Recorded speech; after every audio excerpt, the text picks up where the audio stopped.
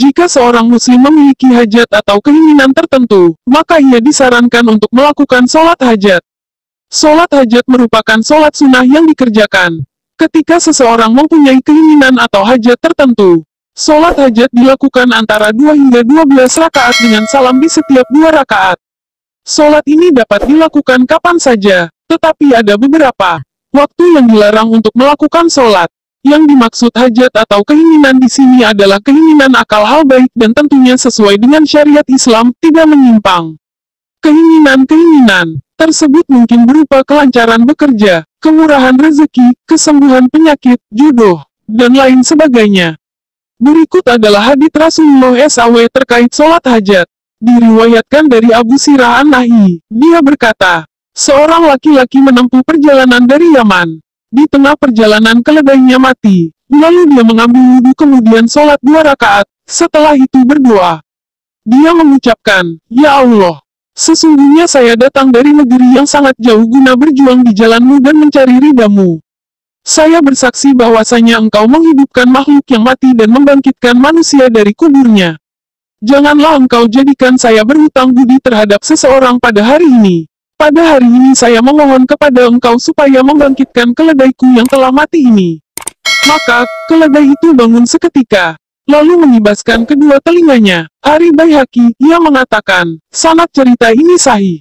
Dari hadits yang diriwayatkan di atas terbukti bahwa Allah SWT mengabulkan permintaannya setelah ia berwudu dan melakukan sholat sunnah hajat sebanyak 2 rakaat. Selain itu, ada orang tidak bisa melihat atau buta menemui Rasulullah SAW dan ia mengatakan, sesungguhnya saya mendapatkan musibah pada mata saya. Maka berdoalah kepada Allah untuk kesembuhanku.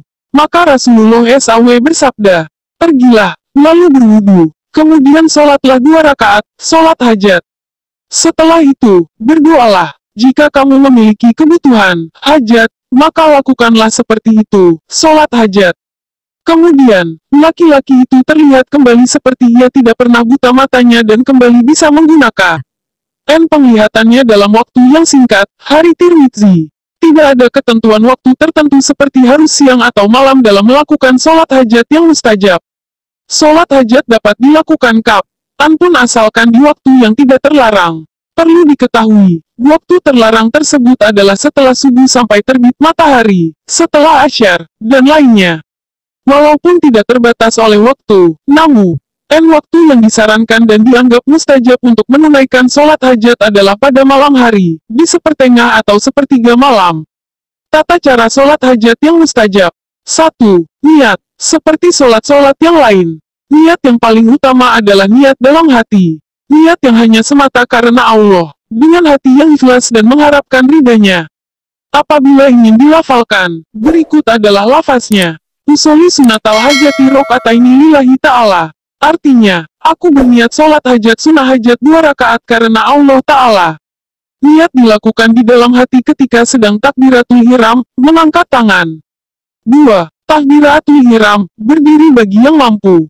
3. Membaca doa iftitah. 4. Membaca surat Al-Fatihah. 5. Membaca salah satu surat dari Al-Quran.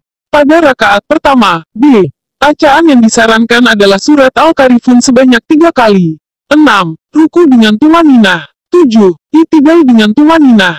8. Sujud dengan tumaninah. 9. Duduk di antara 2 sujud dengan tumaninah. 10. Sujud kedua dengan tumaninah.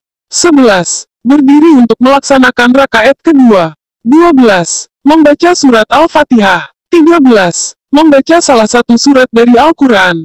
Pada rakaat kedua, bacaan yang disarankan adalah surat Al-Ikhlas sebanyak 3 kali.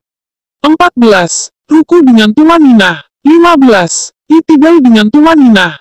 16. Sujud dengan tumaninah. 17. Duduk di antara 2 sujud dengan tumaninah. 18. Sujud kedua dengan tumaninah. 19. Tahiyat akhir dengan tumaninah.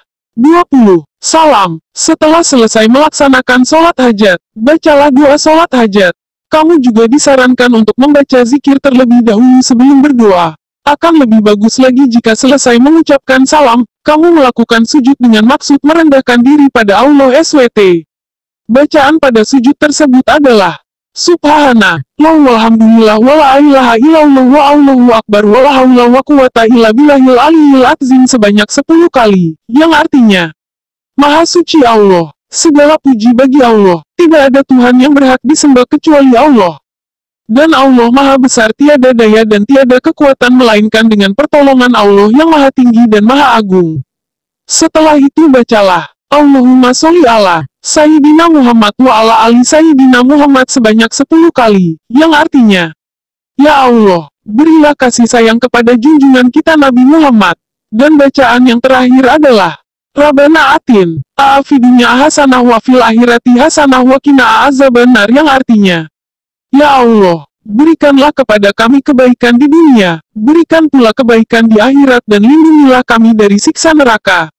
Setelah itu, lakukanlah beberapa rangkaian doa di bawah ini. 1.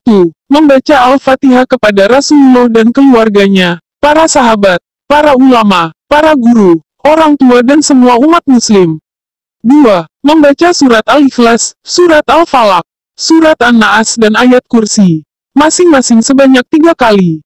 3. Membaca doa sholat hajat, La ilaha illallahul halimul karimu subhanallahi robbil arsyil azim. Alhamdulillahirobbil alamin. Tas petik terbalik aluka mujibari rohmatika wa azaima makfirotika wal gunimata min kulli biri wa salamata min kulli ismin lata dali zamban ila gofartahu wal ahaman ila farojtahu wal hajatan ila karidun ila koduitaha ya arhamar rohimin.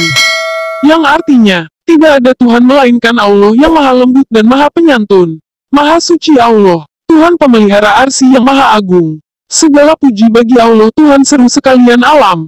Kepadamu lah aku memohon sesuatu yang mewajibkan rahmatmu, dan sesuatu yang mendatangkan ampunanmu dan memperoleh keuntungan pada tiap-tiap dosa. Janganlah engkau biarkan dosa daripada diriku, melainkan engkau ampuni dan tidak ada sesuatu kepentingan, melainkan engkau beri jalan keluar, dan tidak pula sesuatu hajat yang mendapat kerelaanmu, melainkan engkau kabulkan, wahai Tuhan yang paling pengasih dan penyayang. 4. Selanjutnya, kamu bisa menyampaikan segala hajat dan keinginan yang diinginkan. Kamu bisa menggunakan bahasa sendiri karena Allah SWT Maha Mengerti. Itulah tata cara sholat hajat yang mustajab. Jika Clovis memiliki hajat atau keinginan tertentu, laksanakanlah sholat hajat yang mustajab ini. Selamat mencoba, semoga doamu dikabulkan.